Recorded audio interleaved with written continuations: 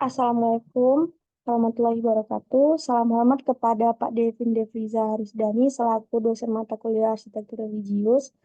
Kami dari kelompok 2 izin mempresentasikan hasil observasi kami atas bangunan Gereja Kristen Indonesia Sumut atau GKI yang beranggotakan Fatia Lubis, saya sendiri Kayla Tahira, Fatul Fitriani Husna, Syifa Aulia, dan Sekar Fiona. Latar belakang arsitektur religius ini mengacu pada desain dan konstruksi bangunan yang diciptakan untuk keperluan ibadah dan praktik keagamaan. Bangunan ini tidak hanya memiliki fungsi sebagai tempat ibadah, tetapi juga sebagai simbol keyakinan, kekuatan spiritual, dan identitas budaya dari komunitas yang mendirikannya. Beberapa poin penting mengenai latar belakang arsitektur religius termasuk yang pertama ada sejarah dan perkembangan, fungsi dan simbolisme, variasi dan gaya, pengaruh budaya dan geografis, dan yang terakhir ada perkembangan modern. Arsitektur religius mencerminkan aspirasi spiritual manusia dan hubungan mereka dengan yang ilahi, serta menjadi saksi dari perjalanan sejarah, budaya, dan evolusi kepercayaan sepanjang waktu. Selanjutnya akan dilanjutkan oleh teman saya. Yang selanjutnya adalah definisi dari gereja. Menurut Kamus Besar Bahasa Indonesia, gereja berarti gedung atau rumah tempat berdoa dan melakukan upacara agama Kristen, badan atau organisasi umat Kristen yang sama kepercayaan, ajaran, dan tata caranya, eh, atau Katolik, Protestan, dan lain-lain. Menurut Kamus Umum Bahasa Indonesia, gereja adalah yang pertama adalah port atau rumah tempat beribadah bagi orang Kristen, yang kedua ada mazhab atau kaum Kristen, persekutuan. Yang ketiga ada organisasi umat Kristen yang sama aliran, ajaran, dan tata caranya, misalnya Katolik, Protestan, dan lain-lain. Jadi gereja adalah rumah tempat ibadah atau persekutuan untuk melakukan upacara yang sama kepercayaan, ajaran, dan tata caranya. Selanjutnya.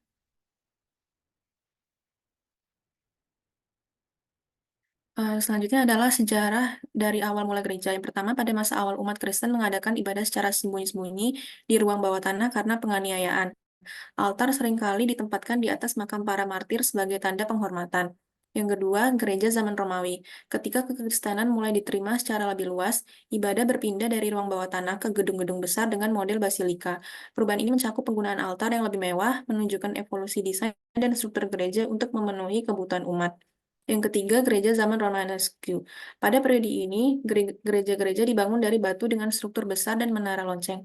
Bangunan ini menekankan soliditas dan ornamentasi dengan ukiran besar yang menggambarkan ajaran Kristen, menunjukkan keyakinan pada kedatangan Kristus kedua kali.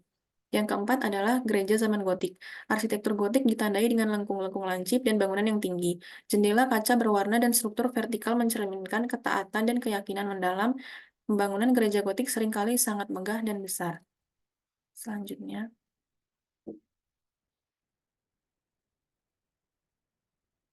Yang kelima adalah gereja zaman Renaissance. Pada masa Renaissance, arsitektur gereja dipengaruhi oleh pemikiran humanis dengan fokus pada keindahan proporsional dan kubah besar. Pembangunan gereja didukung oleh pangeran dan pedagang, namun sering kurang memperhatikan kebutuhan liturgis. Yang keenam adalah gereja zaman Barok. Gaya Barok menekankan dramatisme dan religiusitas mistis dengan dekorasi yang rumit dan elemen simbolis mendalam. Gereja-gereja barok seringkali memiliki plafon yang dilukis untuk menggambarkan surga, membawa umat pada pengalaman religius yang kuat. Yang ketujuh, gereja zaman neoklasik. Pada pertengahan abad ke-18, meskipun wibawa gereja menurun, terjadi kebangkitan iman yang memicu pembangunan gereja dalam berbagai gaya, termasuk neoklasik yang sederhana namun indah dan teratur. Yang ke-8, gereja abad 19. Pada zaman modern, gereja sering dibangun dengan fokus pada estetika visual tanpa selalu mempertimbangkan kebutuhan praktis jemaat. Bentuk-bentuk unik seperti ikan atau mahkota duri mulai muncul, mencerminkan kesempatan untuk inovasi dalam desain arsitektur gereja. Selanjutnya,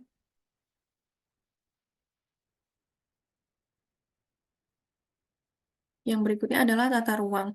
Bangunan gereja dibagi menjadi dua bagian. Yang pertama, bagian pertama untuk imam, dan yang kedua bagian untuk umat. Dan tata ruang terdiri dari yang pertama panti imam, yang kedua sakristi, ketiga panti umat, keempat tempat koor, kelima kamar pengakuan, keenam balkon atau loteng, yang ketujuh menara gereja, ke-8 pastoran, ke-9 sekretariat paroki, ke-10 panti paroki, dan yang terakhir 11 adalah altar. Selanjutnya akan disampaikan oleh kawan saya. Selanjutnya, pembahasan tentang GKI Sumut Medan ini sendiri, yaitu sejarahnya. Gereja Kristen Indonesia Sumatera Utara ini suatu organisasi gereja di Indonesia Protestan yang didirikan untuk melayani wilayah Sumatera Utara. Gereja ini memiliki aliran Calvinis atau gereja reformasi. Sebelumnya, gereja ini bernama Gereja Gereformer di Sumatera Utara yang lahir dan berkembang di tahun 1877.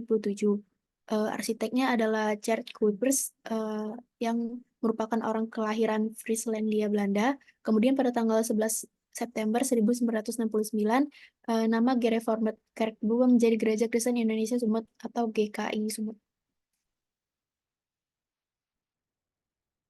Lokasi GKI Sumut Medan ini sendiri terletak di Jalan Zainul Arifin 124 Medan. Gereja ini tuh berada di satu kompleks dengan perumahan pendeta yang berada pada halaman sebelah timur, gedung serbaguna gereja di sebelah timur laut, dan bangunan kantor di sebelah utara. Halamannya di sekeliling bangunan gereja ditanami oleh pohon palem, cemara, dan pinang merah. Di sebelah utara dan barat kompleks gereja ini terdapat perumahan penduduk. Di sebelah timur berbatasan dengan Jalan Candi Biara dan sebelah selatan berbatasan dengan Jalan Zainul Arifin. Sekitar GKI Sumut Medan. Di sekitarnya itu yang paling utama itu ada Sun Plaza Medan. Letak gereja ini berada di pusat kota, berdiri persis di depan Mall Sun Plaza menjadi faktor pendukung bagi perkembangan gereja. Hal ini tentu menjadi daya tarik bagi orang-orang yang ingin beribadah, misalnya para pengunjung di Mall Sun Plaza. Jadi semuanya hanya menyempatkan diri untuk beribadah atau sebagai partisipan. Namun karena ada pelayanan dan keramahan yang ditunjukkan, gereja ini membuat mereka tuh menjadi tertarik untuk menjadi anggota yang tetap. Tata letaknya secara keseluruhan gereja ini terdiri atas dua bangunan, yang A dan bangunan B. Yang A ini merupakan eh, bangunan utama dan bangunan B ini merupakan bangunan yang digunakan untuk bangunan ibadah. Bangunan ini berdenahkan persegi panjang dengan ukuran panjang 17 kali 8 meter serta tinggi 12 meter. Kemudian orientasinya itu selatan utara. Bagian utara bangunan gereja ini berbentuk segi delapan yang digunakan untuk meletakkan mimbar. Sedangkan bangunan belakangnya itu merupakan bangunan baru untuk kegiatan kesekretariatan gereja. Bentuknya itu persegi panjang dan orientasinya barat timur. Bangunan ini itu memiliki tiga ruang yang digunakan sebagai ruang kantor gereja, ruang pertemuan majelis gereja, dan gudang. Bangunan utama gereja dan bangunan belakang ini dihubungkan oleh dua buah koridor. Dari empat buah bangunan di dalam kompleks gereja yang dijadikan data penelitian ini adalah bangunan gereja karena bangunan ini yang digunakan untuk beribadah. Next.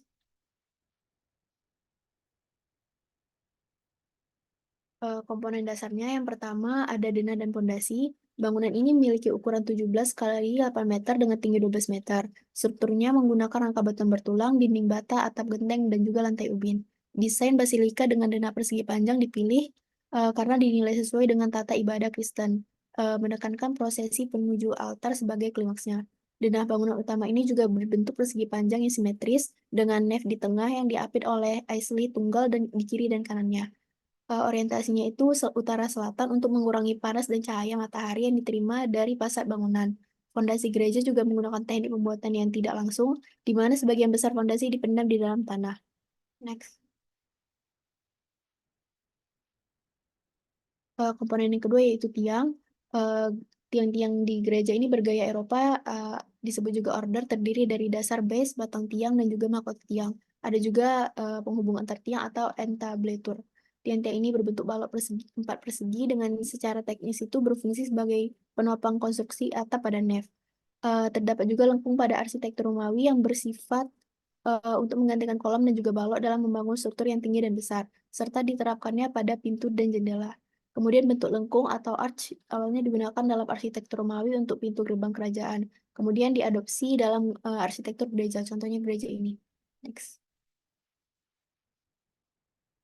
Kemudian ada dinding. Dinding gereja ini berfungsi struktural sebagai penopang langit-langit dan atap, bukan hanya pembentuk dan penutup ruangan, tetapi juga penyangga utama beban dari atas bangunan. Langit-langit gereja ini melengkung, menyebabkan beberapa bagian di dinding ini berbentuk melengkung. Kemudian dinding gereja ini ketebalannya sekitar 20 cm, jadi dia kokoh dan tahan lama. Dindingnya juga tebal, padat, membantu mengurangi kebisingan dari luar. Juga dapat meningkatkan kualitas akustik dalam ruang ibadah. Dinding yang tebal dan tinggi ini juga mampu menunjang komponen lain seperti pintu, jendela besar, dan juga kadang-kadang bentuk jendela dan pintu yang semu yang berupa hiasan. Kemudian ada balkon di bagian depan bangunan, disangga juga oleh struktur dinding. Dari awal pembangunannya, gereja ini tidak mengalami perubahan yang struktural, kecuali perubahan pada warna cat dinding dalam ruangan ibadah dari putih polos menjadi kuning dengan corak. Next. Selanjutnya ada atap. Gereja ini menggunakan konstruksi atap ya tradisional Indonesia, bentuknya itu miring. Atap miring ini tujuannya agar air hujan dapat mengalir turun dengan mudah, supaya nggak ada penumpukan air dan kebocoran. Pada awalnya, atap tradisional ini dilapisi dengan bahan rumbia seperti sirap. Kemudian bahan ini kemudian digantikan oleh pendatang dari Eropa. Pembuatan atap juga mengikuti prinsip yang digunakan pada daerah-daerah tropis. Prinsipnya itu ada dua lapis, yaitu penutup atap dan lapisan langit-langit. Konstruksi atap juga merupakan atap kombinasi yang terdiri dari limas, atap plana, dan juga poligonal. Kemudian atap yang berbentuk limas berorientasi utara-selatan untuk menaungi ruangan ibadah atau bangunan utama. Atap yang berbentuk plana diletakkan di dinding samping atau barat timur bangunan utama. Sedangkan atap yang berbentuk poligonal segi 6 menaungi ruang mimbar di utara sesuai dengan ruang mimbar yang bersegi 6.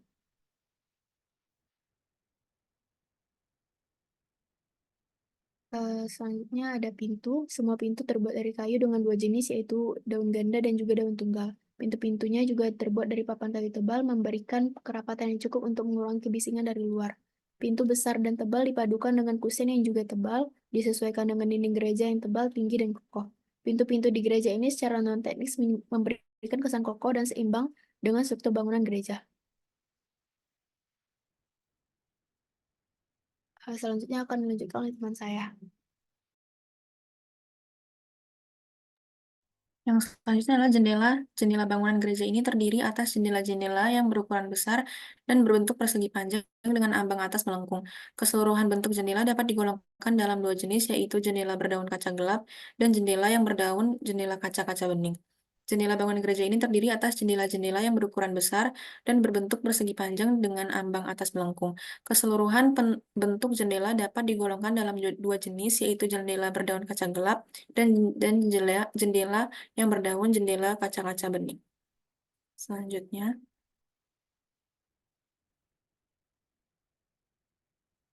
penempatan jendela berderet di sisi selatan pada bagian balkon dimaksudkan agar cahaya matahari yang menembus masuk memberikan siluet indah di sisi dalam. 3 jendela berderet seperti ini dapat juga ditemui pada Gereja Kuitang, Jakarta, yaitu jendela yang berada di atas pintu masuknya. Selanjutnya.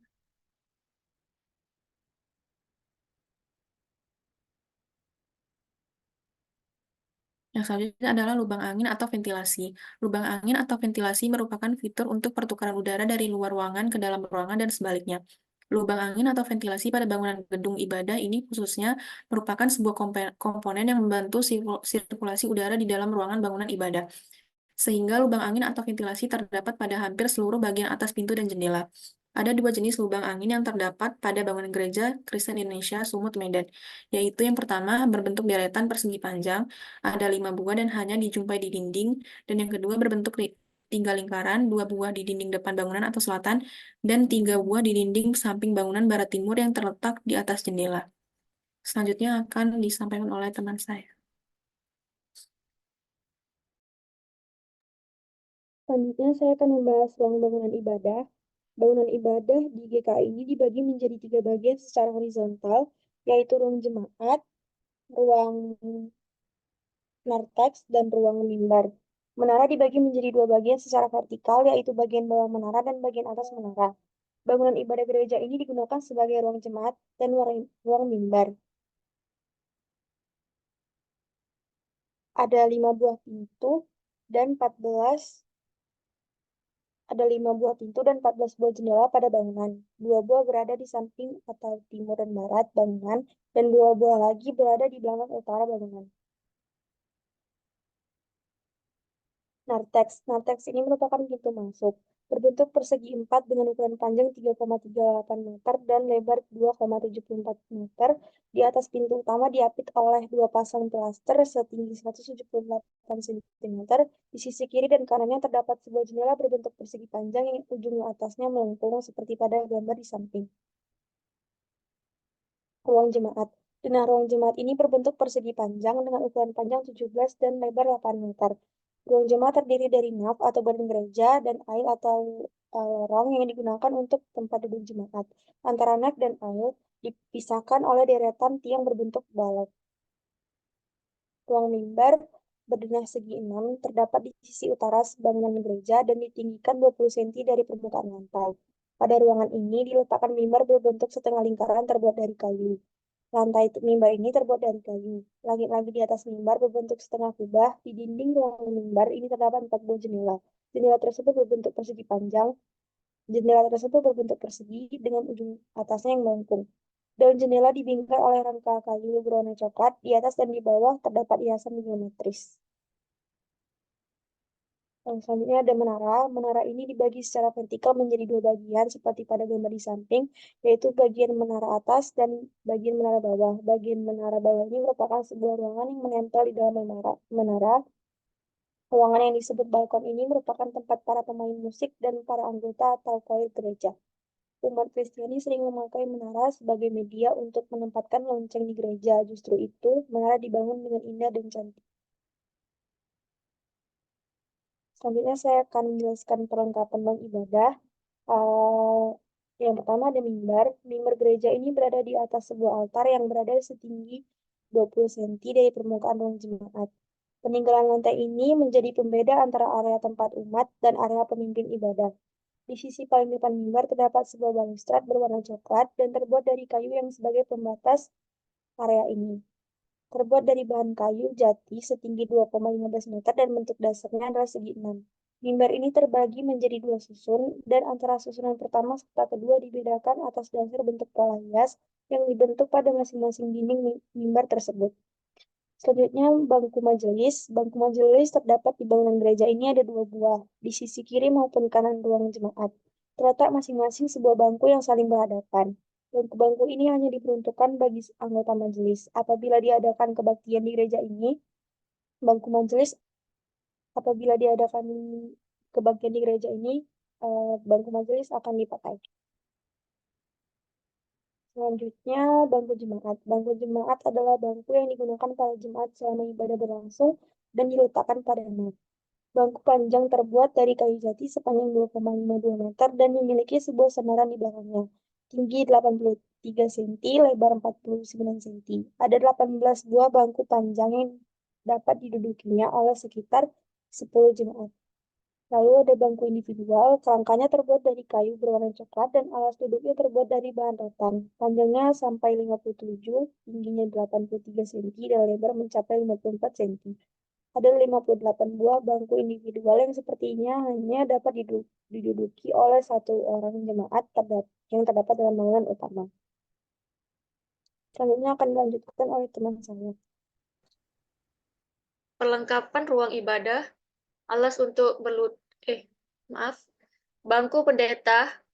Bangku pendeta adalah bangku yang diletakkan tempat di belakang meja, mimbar, dan digunakan oleh pendeta pada saat memimpin ibadah. Panjang bangku pendeta itu mencapai 59 cm, tinggi 84 cm, dan lebarnya 48 cm. Di dalam bangunan gereja hanya ada satu bangku seperti ini. Bentuknya hampir mirip dengan bangku jemaat tipe individual, hanya saja warna bangku ini lebih terang dan tangan bangku ini diberi hiasan kisi-kisi yang tidak dimiliki bangku-bangku lainnya. Pada ujung kanan, kiri atas sandaran bangku juga terdapat sebuah hiasan berupa spiral. Alas untuk berlutut, benda ini bentuknya seperti bangku karena memiliki sandaran. Alas duduk dan kaki, hanya saja kaki dan alas duduknya sangat pendek. Panjangnya mencapai 1,2 meter, tingginya 74 cm, dan lebarnya 40 cm. Alas yang digunakan untuk menumpu lutut dan meletakkan tangan saat berdoa. Berdoa dilapisi oleh busa warna merah 78 muda. Di ujung kiri kanan, bagian atas dan bawahnya merupakan hiasan berbentuk spiral. Apabila benda ini tidak digunakan, maka benda ini diletakkan di belakang mimbar. Next.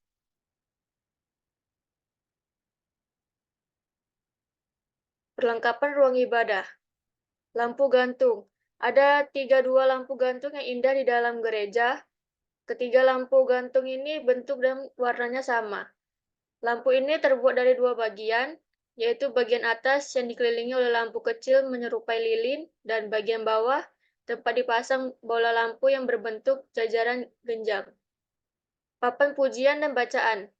Papan pujian dan bacaan ini digunakan untuk menulis nomor-nomor lagu, pujian dan ayat-ayat Alkitab yang menjadi khotbah pada saat ibadah berlangsung. Papan ini terbuat dari kayu berwarna coklat tua dan diletakkan di kedua sisi dinding bagian utara ruang jemaat dan menghadap jemaat. Panjang papannya 110 cm, lebarnya 58 cm, dan lebar bagian atasnya 64 cm. Papan pujian dan bacaan ini berbentuk persegi panjang dengan bagian atasnya melebar ke depan menyerupai atap. Next.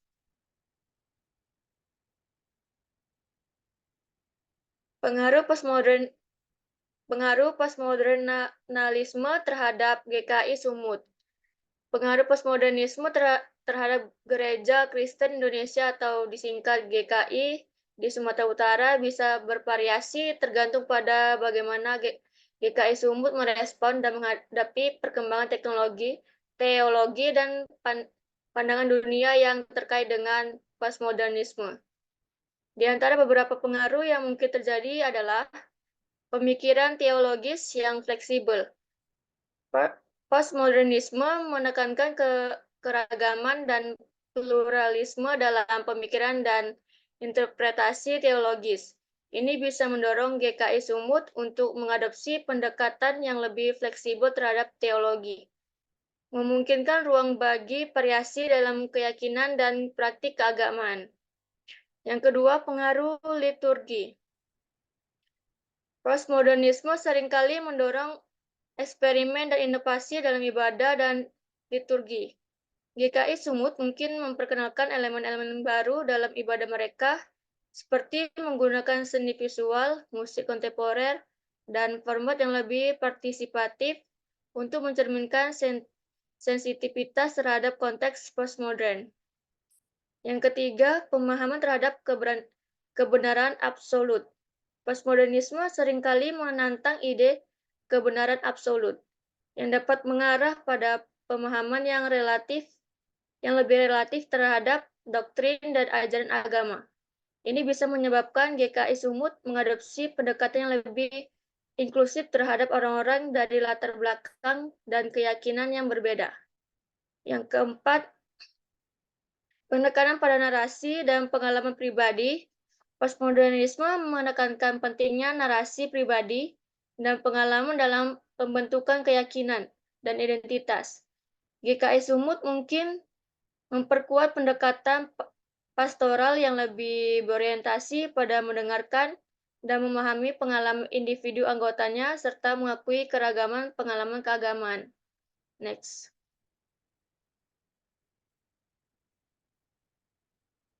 Pengaruh kontemporer terhadap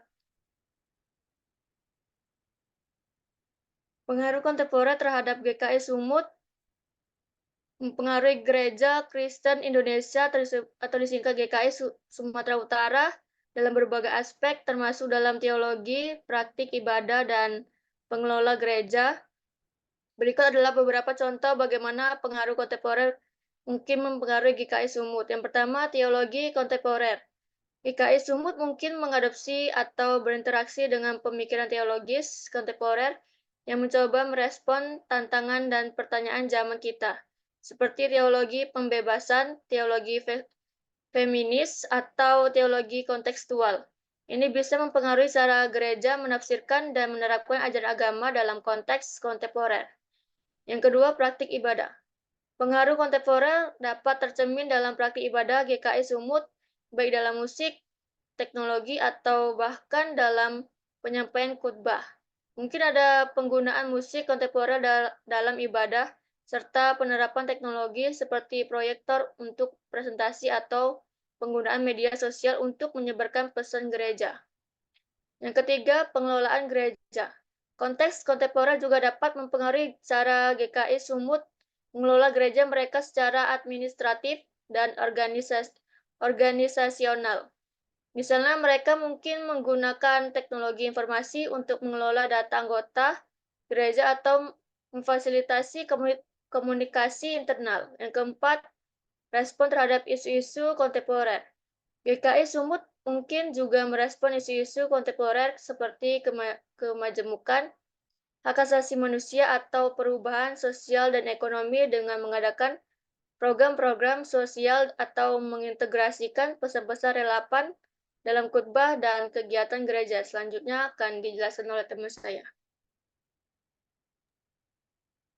Baik, untuk topik selanjutnya itu tentang pengaruh tradisi Sumatera Utara terhadap budaya arsitektur Gereja Kristen Indonesia. Dalam hal ini ada beberapa elemen utama yang mencerminkan pengaruh tradisi Sumatera Utara. Yang pertama yaitu adalah penggunaan ornamen dan juga motif tradisional. Di dalam arsitektur GKI di Sumatera Utara ini mengadopsi ornamen dan juga motif dari budaya Batak, di mana ditemukan sering digunakan sebagai hiasan pada dinding, jendela, dan pintu gereja. Lalu yang kedua yaitu adalah struktur dan bentuk bangunan. Bentuk dari bentuk atap yang tinggi yang merupakan ciri khas rumah adat Batak. Lalu atap ini tidak hanya memberikan ciri visual yang unik, tapi juga memiliki fungsi praktis dalam pengaturan suhu dan sirkulasi udara.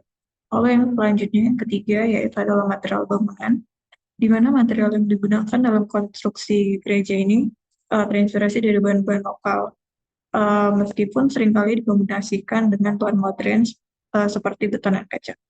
Next.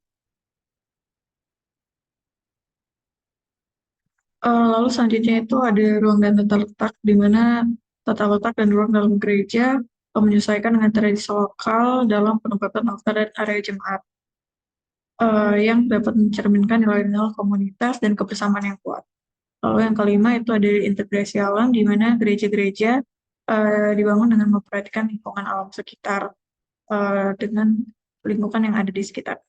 Lalu yang keenam itu ada dari fungsi sosial dan budaya, di mana tempat ibadah yaitu gereja sendiri sering difungsikan sebagai pusat kegiatan sosial dan budaya yang mencerminkan peran multifungsi dari bangunan dalam tradisi Batak.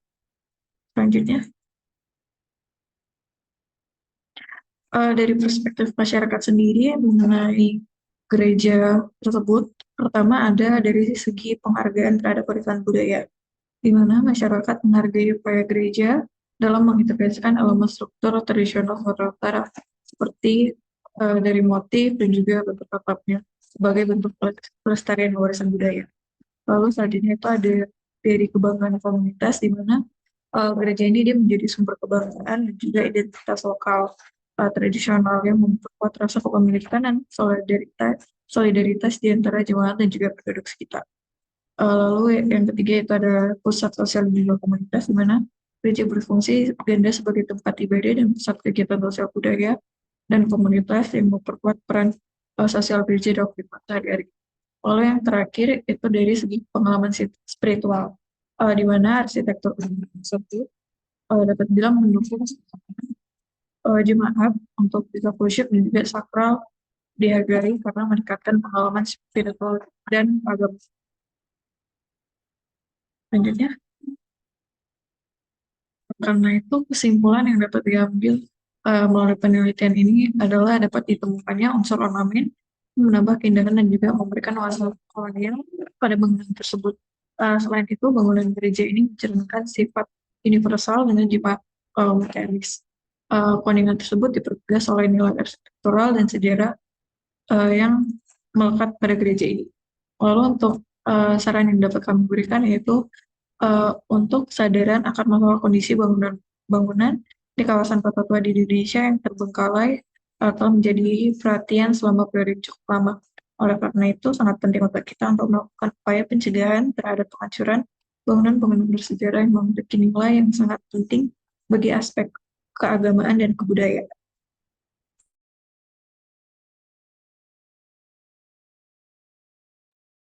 Sekian presentasi kami mengenai hasil observasi terhadap Gereja Kristen Indonesia dari kelompok 2. Jika ada kurang atau salah, mohon dimaafkan. Terima kasih. Assalamualaikum warahmatullahi wabarakatuh.